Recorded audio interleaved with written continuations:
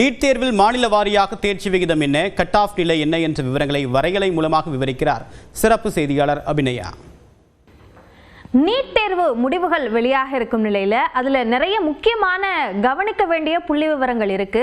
அது என்னென்ன அப்படின்றத நம்ம பார்க்கலாம். முதலாவதாக நீட் தேர்ச்சி விகிதம் தேசிய அளவிலும் தமிழ்நாட்டு அளவிலும் முந்தைய ஆண்டு கடந்த ஆண்டோடு ஒப்பிடும்போது என்னவாக இருக்கு அப்படின்னு நம்ம பார்த்தோம்னா 2025 தேசிய அளவிலான தேர்ச்சி விகிதம் 55.96%, கிட்டத்தட்ட 56% இருந்திருக்கு.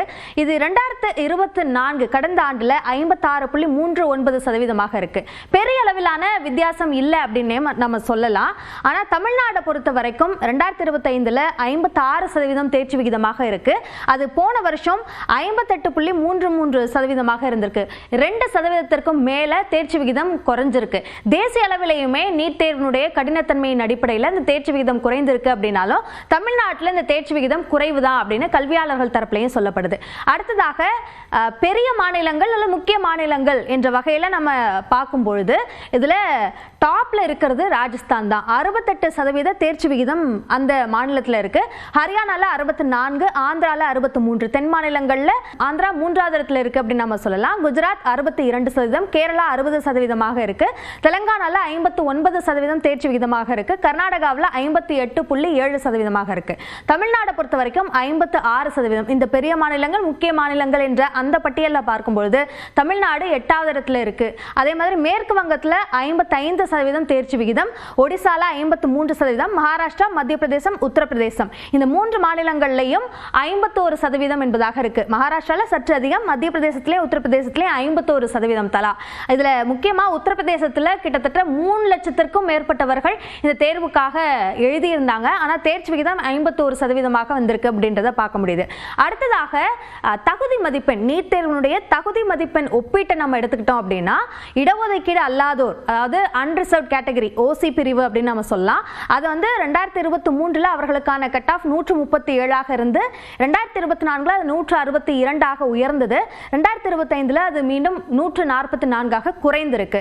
மற்ற இடஒதுக்கீட்டு பிரிவினர் ஓபிசி, எஸ்சி, எஸ்டி இந்த பிரிவினர் எடுத்துக்கிட்டோம்னா 2023 107 இருந்து 127 அதிகரித்து இப்போ 113 குறைந்திருக்கு.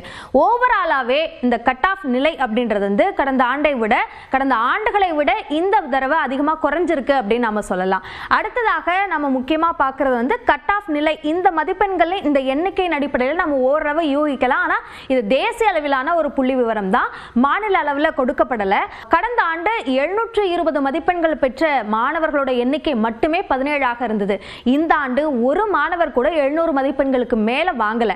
651 இருந்து 686 வரைக்கும் மதிப்பெண் பெற்ற மாணவர்களோட எண்ணிக்கை 73 தான். இது கடந்த ஆண்டை விட இந்த ஆண்டு மிக மிக குறைவாக இருக்கு. 601 இருந்து 650 வரைக்கும் 1259 மாணவர்கள் இருக்காங்க. கடந்த ஆண்டுல அதுல 20,000க்கும் மேற்பட்ட மாணவர்கள் இருந்தாங்க அப்படின்னு சொல்லப்படுது. 551 இருந்து 600 வரைக்குமாக 10,000க்கும் மேற்பட்ட மாணவர்களும் 500 இருந்து 550 வரைக்குமான அந்த மதிப்பெண் எடுத்த மாணவர்களுடைய எண்ணிக்கை 39,521 451 இருந்து 500 வரைக்கும் மதிப்பெண் எடுத்த மாணவர்களுடைய எண்ணிக்கை 69,503 இருக்கு. இப்படியாக மதிப்பெண் நிலை வெகுவாக குறைந்திருக்கு. கிட்டத்தட்ட சராசரியாக 100 மதிப்பெண்கள் அளவிற்கு நீட் கட் ஆஃப் இந்த ஆண்டு முந்தைய ஆண்டை விட குறைவதற்கான வாய்ப்பு இருக்கு என்றும் கல்வியாளர்கள் தரப்புல சொல்லப்படுது. இதெல்லாம் தான் முக்கியமா நீட் தேர்வு தொடர்பாக நம்ம தெரிஞ்சுக்க வேண்டிய முக்கிய புள்ளி விவரங்கள்.